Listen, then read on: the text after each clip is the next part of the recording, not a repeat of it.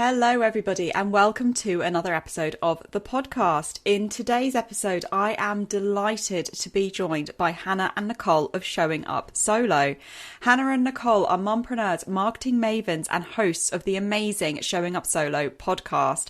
We actually did this particular episode as a bit of a tandem. We did an episode where they interviewed me for their podcast, which is also being released on the same day that this episode is coming out, where I interviewed them for my podcast. It was great to be able to have the opportunity to do a podcast swap with them. Hannah and Nicole both started their businesses mid-pandemic and had to learn how to build a client list from zero and fast. After lots of Googling, watching videos, taking courses, and plenty of trial and error, they got so good at their marketing that other solopreneurs started asking for their help. The more clients they helped, the more they saw a pattern. The same things were missing from their marketing plans, the same struggles were being faced, and the same simple solutions were solving everyone's problems. Enough, they said. They needed to create a one-stop solution for any small business owner who wanted to streamline their marketing strategy, save time each month, and grow their business online. And so Showing Up Solo was born, a series filled with everything that they wished that they had known when they had first started out as service providers. This is a great episode where we are going to deep dive into launching an online course and running a successful launch for your online course as well. It's a great episode packed full of loads of actionable tips, so let's dive in. Hey there, I'm Verity Songon and this is the Confident CEO podcast, the show that takes you behind the scenes of starting and running your small or not so small business. We will cut through the misinformation and bad advice about starting and running a business and give you actionable tips and advice that you can implement to grow, scale, and achieve your business goals. Let's dive in. I am so excited to have Nicole and Hannah from Showing Up Solo in this episode today. So, hi guys, welcome to the podcast. We have got some really exciting stuff that we are going to be talking about. We've talked about marketing before on the podcast, but one topic that we've never covered properly is actually launching your course and how you can go about launching your course. So I'm so excited to have Hannah and Nicole on because I know that this is completely your guys' speciality. So before we jump into all of that goodness, please, I'm going to hand over to you guys. Tell us who you are and what it is that you do. Thanks for having us. Yeah, thanks for having us. Well, I'm Hannah, and along with Nicole, we're the hosts of Showing Up Solo. We also offer packages for clients that help them with marketing, whether it's setting them up from scratch or one of our most popular ones, our Launchpad package, which is all about helping you launch. And very popular, people want help with launching their courses. So we use our marketing, copywriting, design, and education backgrounds to help people put together an effective marketing plan and launch strategy for their courses. Mm-hmm. Yeah, so Hannah and I actually worked, we kind of were separate of each other, and then through a very amazing mutual friend, she connected us, and we realized how well we worked together. And then as, you know, I actually worked for Hannah. And then as we kind of realized how well we work together, we just started kind of brainstorming of like seeing the typical trends of our clients and how we wanted to like really service them. And that's kind of how we came up with like the packages that we do, so that the setup for success and the launch pad.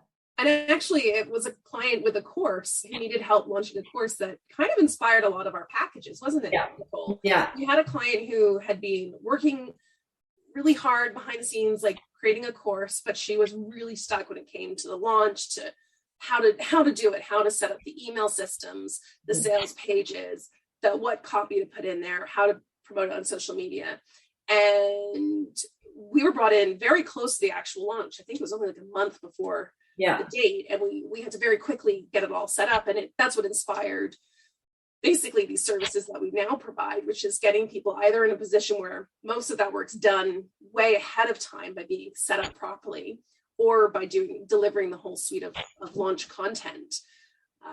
So yeah, this is definitely a subject that we're big fans of. I love that. And before we jump into all of that, when you say that you're like not together, you're not in the same state, you're not even in the same country, are you? We're in the same right? country. You are in We're the same country. We're both in Canada. We're in different provinces. So Okay, there's that's an where I hour got confused. time difference between us. We've actually physically been in the same space as each other twice. Yeah. Yeah, we've met in person twice so far. I love that. Which is crazy because it's for about a year and a half now we've been working together. Nicole, I originally brought her on as a contractor to help, as my VA to help me with my workload, but she's just so amazing that it started to become less of a help and more of a 50-50 partnership. And so we just decided to keep doing more of the same and working together in this partnership. I love that so much. That really is like an adage to the power of the internet in recent years, really. Right. So launches of online courses. The first thing that I want to ask you, we hear a lot about live launches and about evergreen launches. Are you able to just define for us before we get started, what is a live launch? What is an evergreen launch? And is there one that's better than the other? That's a great question. So the difference between a live launch and an evergreen is live essentially can happen live, but there's it can be dated, it can be connected to a time and place. Someone might be more cohort or around yeah. There's a specific date that the card is open and the card is closed, and a certain set of dates that people can take the course before it's unavailable again. Someone might be more present online. They might be talking more about in September, this is when I'm launching. Whereas with Evergreen, essentially the content, the copywriting is all created so that you can just grab and go. And then it just stays open. Someone can purchase the course and use it at any time. And it can be reused. It's not like you have to go in and fix everything. It's essentially meant so that it's less time on you throughout every launch. Yeah, there's pros and cons to both. For example, an evergreen course, self-paced courses are ideal for an evergreen launch, which is basically purchases it, and then they just go through it at their own pace, and then they're done. So in terms of input from you, the course creator, there's very little. You create it and then you just set up your marketing and you have it going on autopilot. You still have to continually remind people that the product is there, but it's integrated into more of your regular marketing plan. Whereas with a live launch, which is really great it can work for self-paced courses. It can also work really well if there's a live component, say weekly calls or coaching sessions attached. Facebook groups. Exactly. And so with a live launch, there's a couple ways to do it, but essentially you say, okay, you can sign up for this course between these specific dates. And then after that, the doors are shut until this cohort is over and I decide to launch it another time. And some course creators will launch their course 3 times a year, 4 times a year. So with the live launch, the benefit is that you can build a lot of hype and maybe get a large sign up, depending on how you decide to do your live launch. But energy wise, launching can be very exhausting. So you also have to factor in that you're going to be very busy launching this every time you want to launch it. Whereas Evergreen, a lot of the work, you do the work once essentially, and then it's mostly maintenance, but you're going to have maybe you're not going to have as big a influx new students because it's kind of always going. There's no scarcity or pressure to sign up right away because it's always available. Yeah. So I was thinking one really big account that I know of that has more of an evergreen launch. They are a family and child kind of education group. They're called Big Little Feelings. And so they have an evergreen style launch. So you can buy their course at any time and they're just constantly just sharing the link to it. Whereas a live launch like Amy Porterfield, where you have to get on a wait list, where you have to wait so many times a year. So those are kind of two differences. And someone who might do a live launch, maybe like for an example, they are some kind of like fitness or yoga instructor, and they want to do some kind of example of like the types of learnings they're going to give their students. So they might offer a masterclass. So there's like a 3-day masterclass where people sign up, they get to do a Zoom call, and maybe they're doing the workout together. So that essentially is like their freebie or lead magnet into their launch, right? So whereas other people might just have like a downloadable infographic or something like that. So it's just really essentially the type of course you're providing and the type of launch you want. Yeah, we do often recommend with clients that the very first time a course comes out to do a live launch, just to build up some awareness about the product, because if you start immediately in an evergreen launch, people can feel like their course isn't succeeding because it takes time to build up awareness. And especially with something like an evergreen where there's no scarcity or time limit, it'll take time to fill up that, to sell a lot of those courses. So a live launch is a great way to just initially drive up some hype, and then there's no reason why you can't convert it into an evergreen marketing style following your live launch. Mm-hmm. Absolutely. There's something I want to pick up on that you said there, which I think is really interesting. You were saying about how you can do a live launch. And yes, we often hear about these live launches that have like, 4, 5, even 6-figure, income straight away in revenues.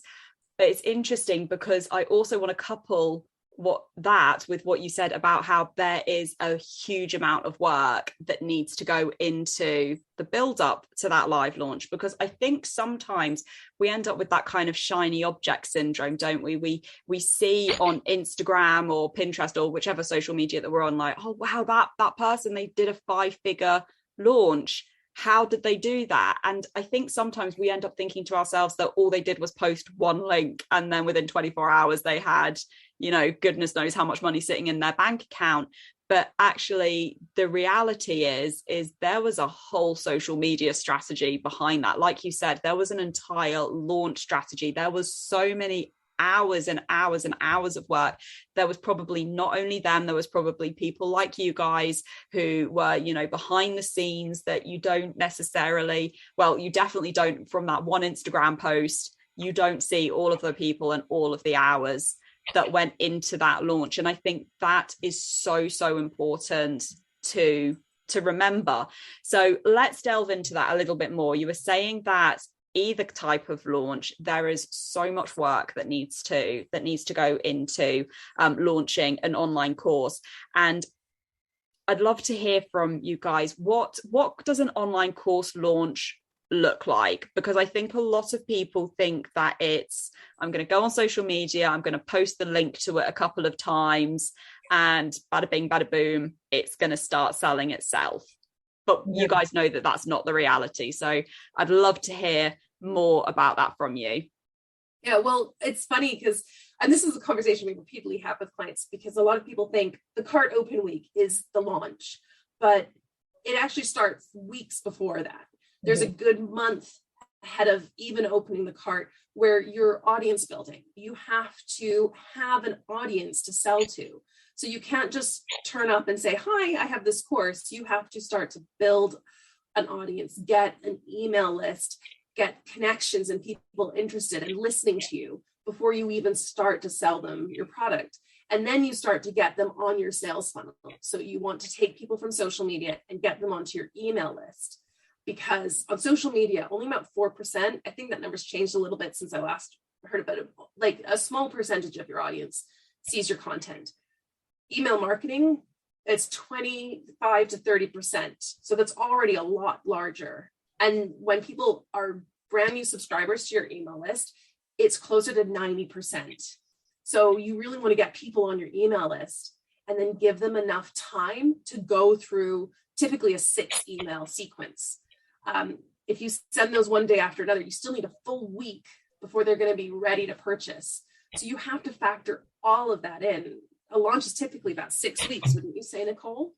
Yeah, I would say 6 weeks in terms of like building your audience and to even piggyback off of your comment of social media to email marketing.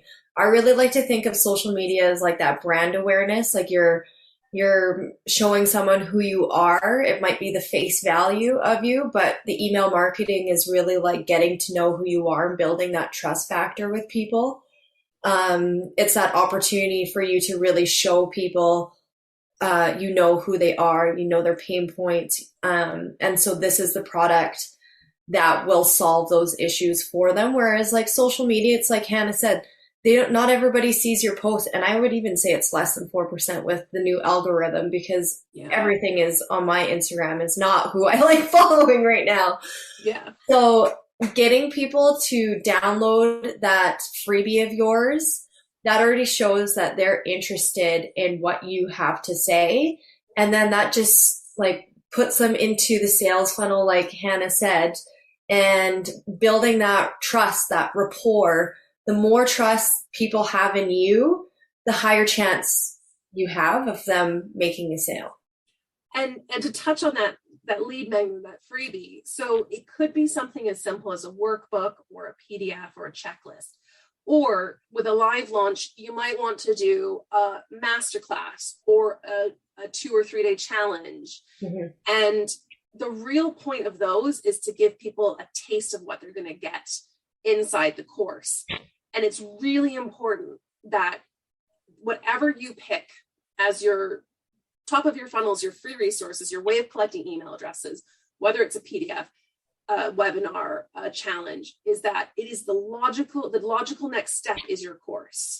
You've got your consumer, the next step they take is whatever you're offering as your freebie, and the logical next step is taking your course. And you take them through that journey then, and you collect those email addresses, you walk them through the journey, show them this is like step A and here's step B through your email sequences. Mm-hmm.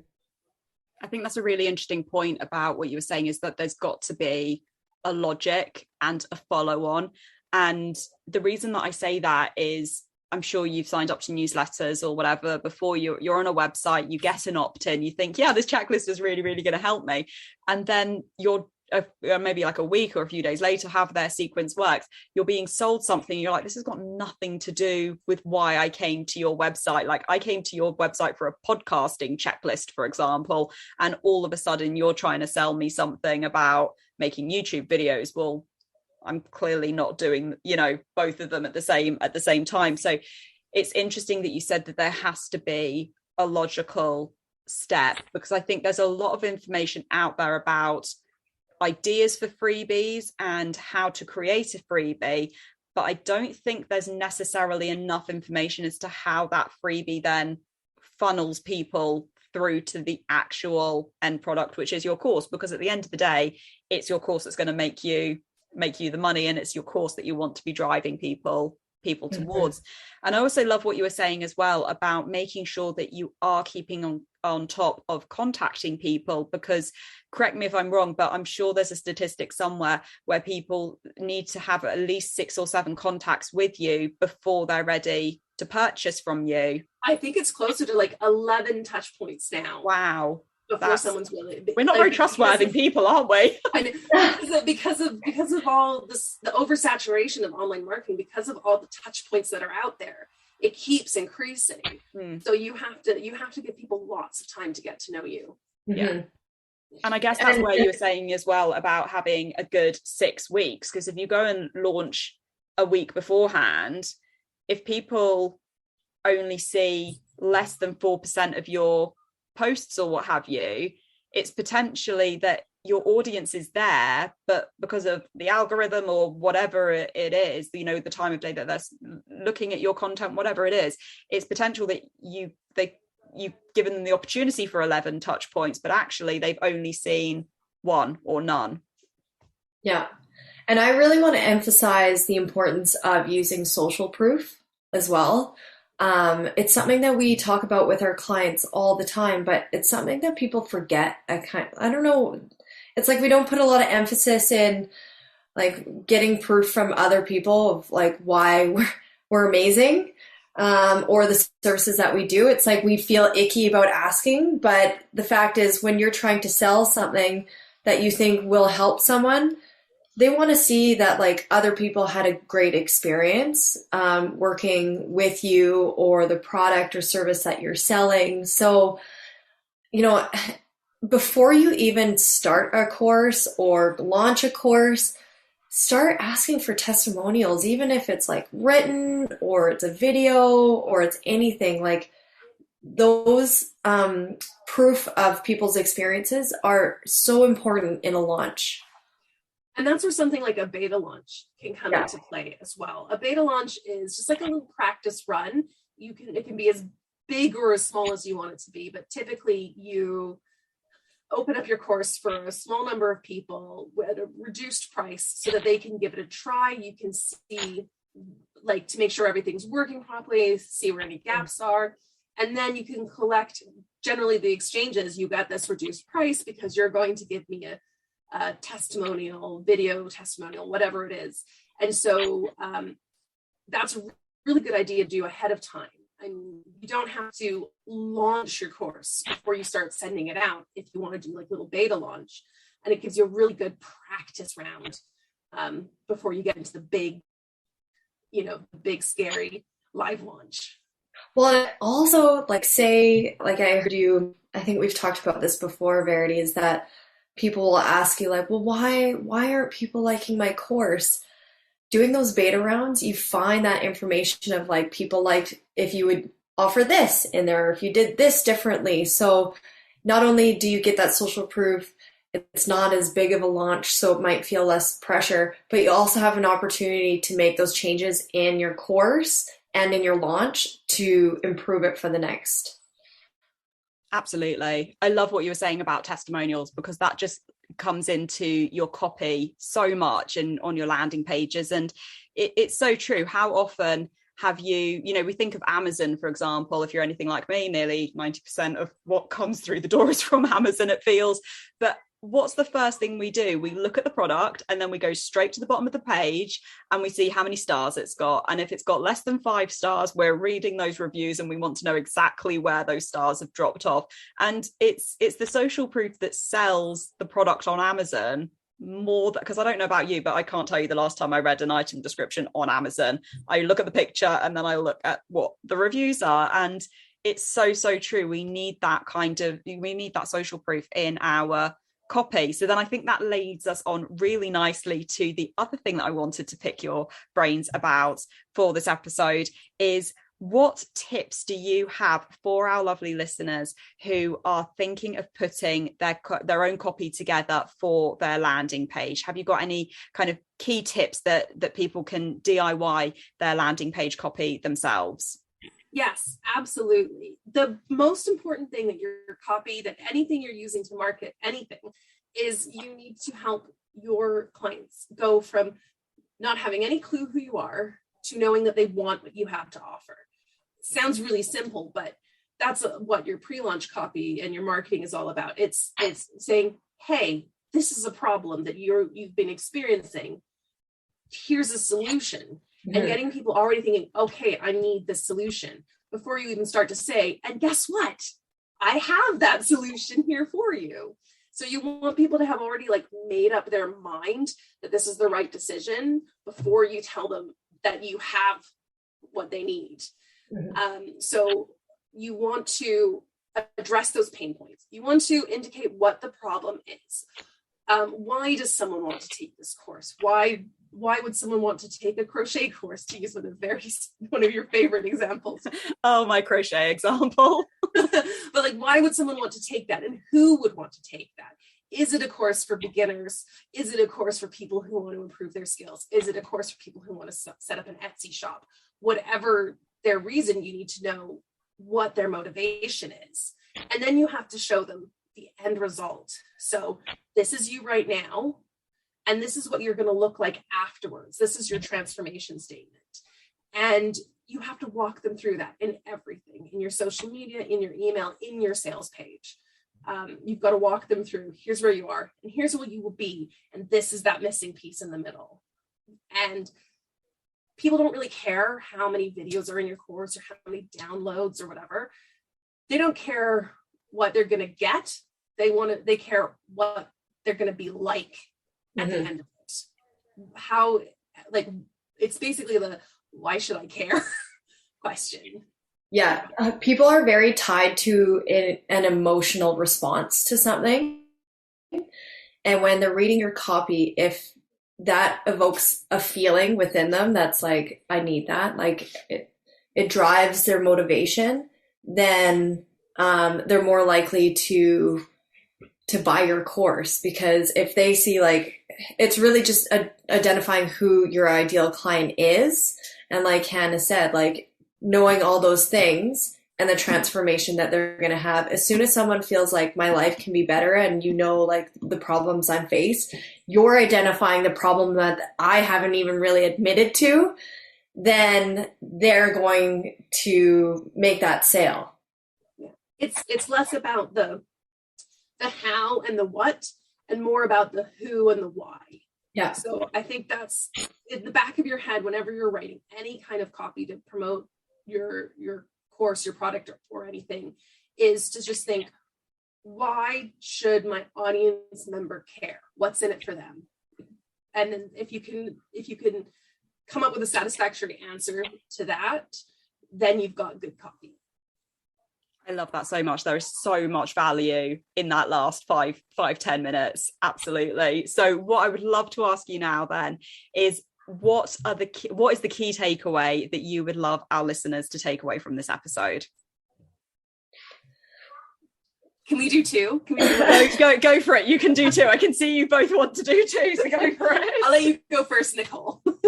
A key takeaway is, I would say, really being, oh goodness, now I'm going to let you go first. Okay, fine. Sorry. Know your audience. Know who this product is for, what they want, like where they are right now, where they want to be, and how it's going to change their lives. Like, you really have to have a really clear understanding of why this person would want to take this, and be as specific as you can. I like to use the example of that episode of Friends where Joey tries to eat a whole turkey, and he borrows Phoebe's maternity pants because they're stretchy, right? And he was like, oh, those are my maternity pants. And he's like, no, they're my turkey eating pants. The people who made those maternity pants shouldn't factor Joey's into their marketing plan. He is an exception, and the Joeys will always find you if they want to. Mm-hmm. But they should focus on the Phoebes, the pregnant women who need the stretchy pants. And it's the same for all your marketing, is focus on the Phoebes.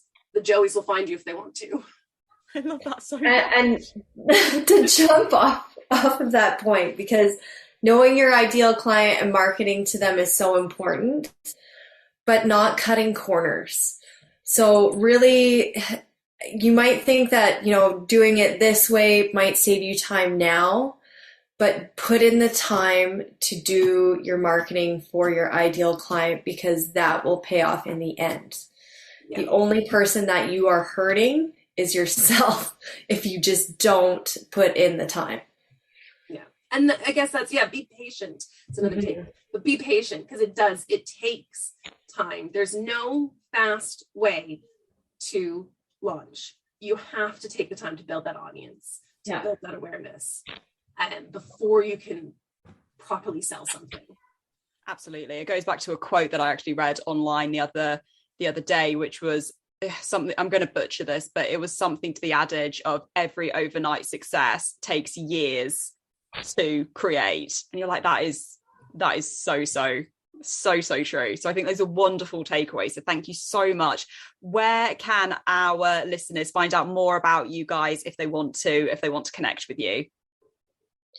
Well, you can find us if you want to listen to or watch our podcasts. We also have a YouTube channel at Showing Up Solo. You can check out our website, showingupsolo.com. We're on Instagram as Showing Up Solo. Mm-hmm. We're kind of everywhere with Showing Up Solo. Pinterest, LinkedIn, YouTube. Yeah. I love that you're everywhere, and we'll have all of your links in the show notes anyway, so people can connect with you as much as on every platform there. But thank you so much for your time today. It has been absolutely fantastic. I've loved having you guys here. Thank you. Thanks for having us. Such a pleasure. Thank you so much for joining me for another episode of the Confident CEO podcast. Before you go, I would absolutely be overjoyed if you could take just 2 minutes to leave me a review in Apple Podcasts. Reviews are a great way to tell Apple Podcasts how much you enjoyed the show, and it helps the algorithm to push out the podcast to more people, thereby helping us to help empower even more badass businesswomen to grow their inner CEO and grow to be the confident CEO of their business that they can be. I love to shout you out in your reviews as well. So you never know, you might be hearing your name on the podcast in the next episode. Thank you so much, and I'll see you next time.